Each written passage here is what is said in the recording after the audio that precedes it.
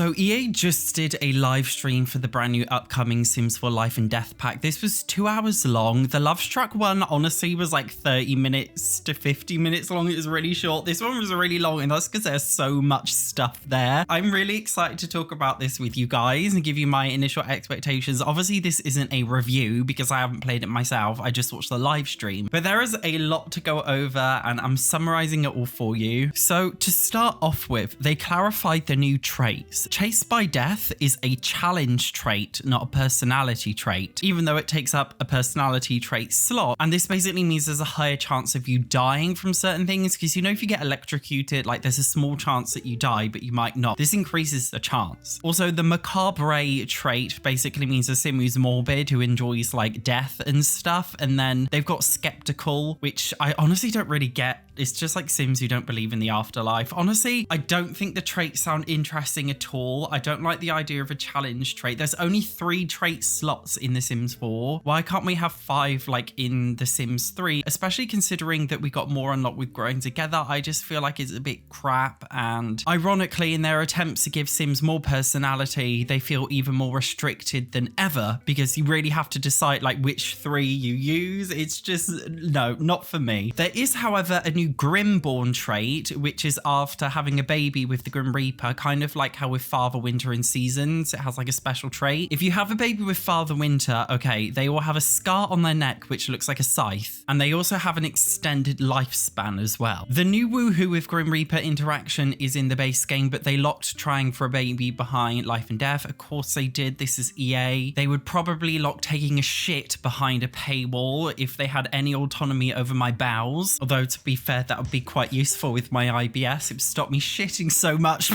There's also a new lot trait called On Hallowed Grounds, which is pretty much just the same thing as a haunted lot type from Paranormal Stuff, but they stress that they make them do slightly different things. I mean, it's the same idea, just like implemented slightly differently. They showed off some interactions with the crow. It's not that in-depth. It just has basic social interactions with it, like the animals from the Cottage Living pack. You can also die from a murder of crows. On the subject of death, they did go over wills and what happens with heirlooms when your sim dies. Basically, you can set it all up before you die, and the objects will turn up in your sim's household inventory, and they will have like a special label on them to say who they're for. There are also some other random interactions with the heirloom objects, like if you're gifted one, you can summon the spirit of the person who gave it to you and died, or you can change the value of it or pass it on to someone else. They didn't mention anything about heirlooms to different households, if it would just automatically place in their inventory or not. They also didn't mention money at all, so I don't know if they're going to implement a system where you inherit like a check that you have to cash in, or if the money just goes in your household inventory. You can also assign dependents, so if a parent dies and it's like the sole parent left, you can assign the children to somebody else. You can also assign cats and dogs if you own the cats and dogs pack, which I think is quite cool. So the Soul's Journey and bucket list thing, they went over in some more detail, which is my personal favorite feature of the pack looking at it so far. So the Soul's Journey is like a bar that you progress as you complete your bucket list, which you can complete before or after you die, and they're basically life goals which are assigned on traits and other aspects. Honestly, I think it sounds great because in The Sims 4, aspirations are basically just tutorials for pack features. Actually having a bucket list makes every single sim feel unique because every single bucket list is different, and I think it adds a lot of replayability. I'm hoping the AI system they use to designate certain types of goals is advanced enough to make it feel bespoke to your individual sim. I'm hoping it's not just based on traits, because we only have 3 fucking trait slots, so I hope it's based on other things as well. They said it's also based on things like past life events, like memories, but we don't actually have memories in this game, so I don't really know what that means. You can also create your own bucket list where you can choose from random ones for a category or just choose a specific one. It honestly looks really cool, and I'm actually really excited for that. In general, actually, it seems like there is tons of cross-pack features in this pack, especially with the bucket list goals. You can basically have, I believe, like anything from any other pack, which is really cool as a goal. This is the best gameplay feature they've added for ages, for me personally. They've also announced a new skill called Thanatology, which is the scientific study of death. They went in this in no detail, so I have no idea what it is. They haven't said anything, but it looks all right. Another exciting thing for me is they went over the Grim Reaper live career, career, and it works exactly like the other live careers in the game. Honestly, it's just like an office job, but with a haunted skin on it. The career actually looks really fun though, and I'm really excited to see it in action when I play it myself. Even though the career involves reaping souls, okay. Luckily, the townies that die are not actual townies who live in the game. They're just randomly generated, because I was worried that the game would just kill off like random households in your world and you have all these dead Sims, but that doesn't happen. It's all randomly generated, but there is a chance that it could be a pre-made townie. But if that is the case, you have the option whether you want to kill them off or whether you want to bring them back to life, which I think is good. Although I'll be honest, in the live stream, they did show off like 4 dead bodies just piled up on the floor in a park. It was a little bit fucking morbid, a little bit sick for me personally, but there we go. It's there if you want it. The only thing is urns seem to appear on the ground when they reap the souls, and I'm praying those urns automatically delete themselves when you leave the lot, because I can't handle having all these random urns on the floor in all my community lots where I'm reaping souls in this job. So I hope they thought that through. In all, I think the career looks amazing. It seems to be the best alive career that we've ever had to date, and it sets a good standard going forwards. Now, funerals, the brand new event type that they brought into the game, and it had me feeling incredibly suspicious. You're telling me after the travesty of my wedding stories and the wedding events and the travesty of Lovestruck and the dating events, they had the audacity to add another event in the game?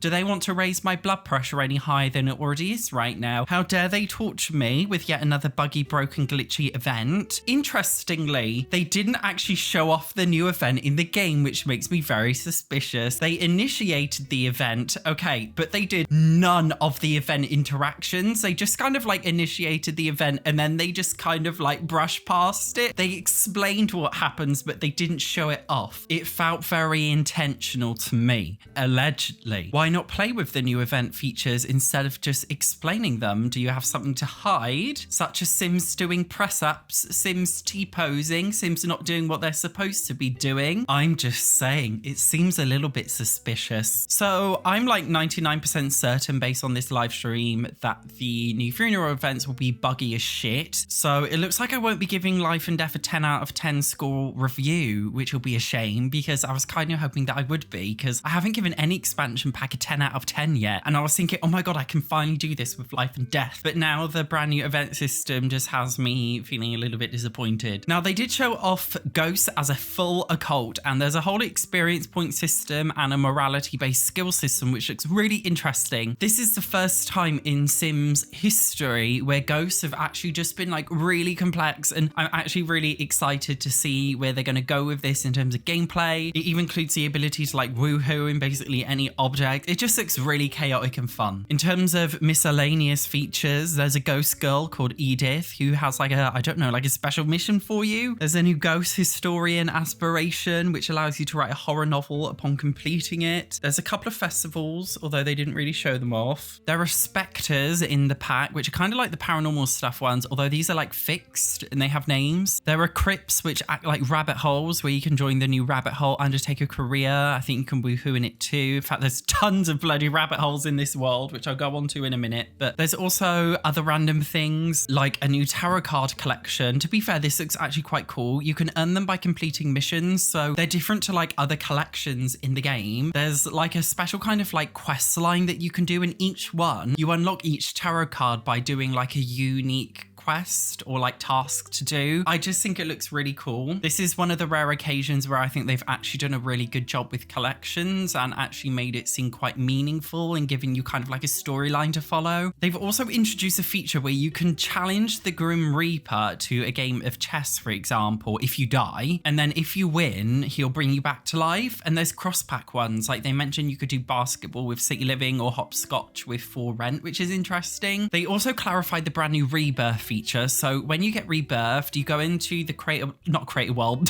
Sims 4 could never.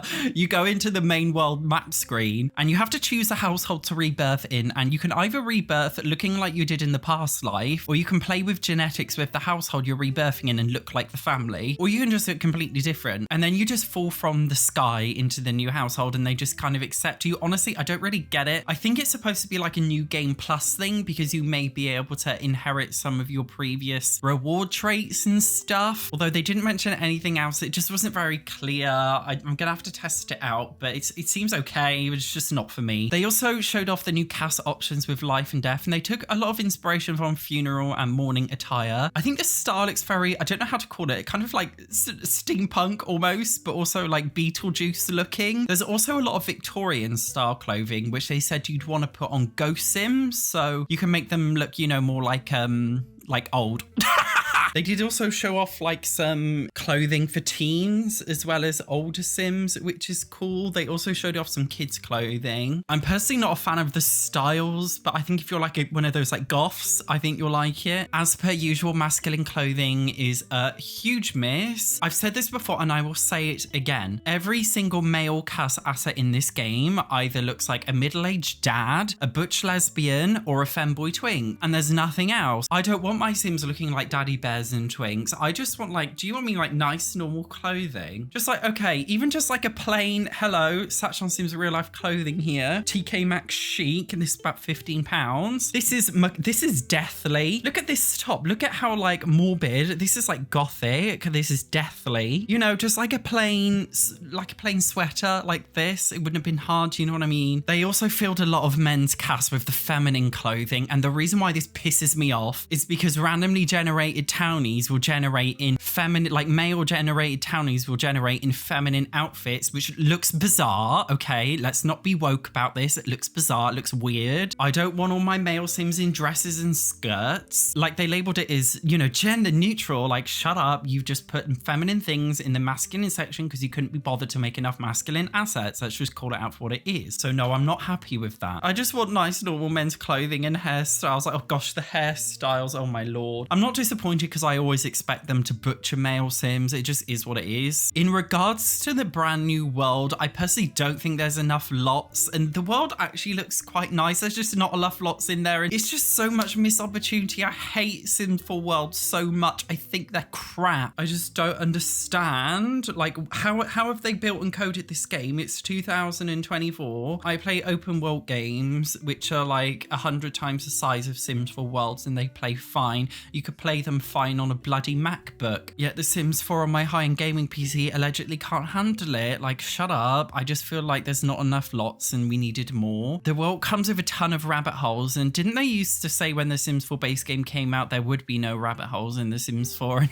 now every pack comes with a ton of them. To be fair, the world looks a little bit more interactive than a lot of the other worlds. It seems like there's a lot more to do, and it seems maybe a lot more thought through. It seems like it's not all just set dressing and you can do some things. I'll have to wait and see when I actually play it. But I don't know, every Sims 4 world is a disappointment for me. Although they did mention that the brand new cemetery lot type can be placed on like any lot in any world. It's not like the high school years high school, which is fixed. Like you can place it anywhere, which is really good. They showed off the new build objects. Honestly, there isn't that much. This is something I've noticed them do a lot with recent packs. Okay, there's not many objects, but they add a lot of wallpapers and paintings. And I'm assuming they do this because it's really quick and easy to do because you've just got to draw a 2D drawing, whereas with objects you've actually got to do 3D meshes, which will take a lot more effort. That's my personal speculative opinion. I don't know if that's true, but I've noticed a lot of recent packs have a ton of wall art, but they have barely any new objects in them, and the objects that they do give are usually, they don't really seem that intentional in terms of their gameplay purpose. They seem intentional with, you know, the aesthetic, and it looks quite pretty, all the stuff. There's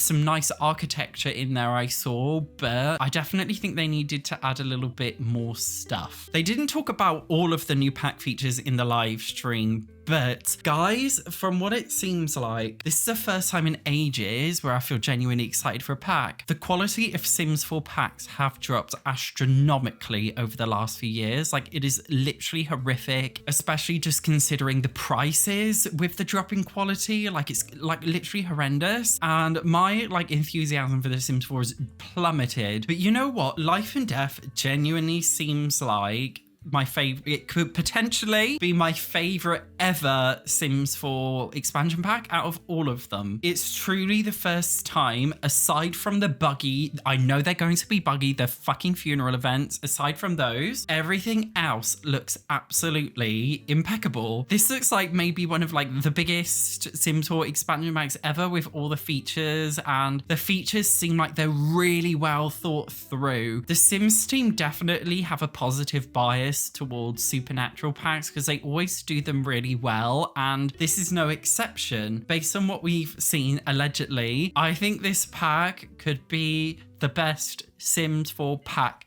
ever, which is really exciting for me to say because you guys know I'm a bitch. I'm a fucking bitch. And even I'm saying I think this pack looks good. I'm just praying. I'm praying to God that they do not release this pack in a buggy and glitchy state. I'm gonna have to do a Buddhist meditation later and manifest that this pack releases without bugs. Honestly, if this releases and none of the features work because it's buggy and they didn't test it properly, I'm gonna be pissed. I'm gonna be so pissed. I really want to give this pack a high score. I don't give it Sims 4 expansion packs high gameplay scores. I told you it's not getting a 10 out of 10 because the funeral event isn't going to work, unfortunately, but I would have liked to have given it a 9 out of 10. I know my Sims 4 pack view scores seem like a little bit wishy-washy, but they're actually quite systematic with how I do them. So if there's a really cool feature, but the feature doesn't work, it doesn't count in my reviews. So I'm praying that it works so I can just give a pack a positive score for once, so you will stop calling me a bitch. Anyway, I'm just very happy about the way this pack looks. You guys let me know what you think. Thank you so much for watching. I will see you in the next one.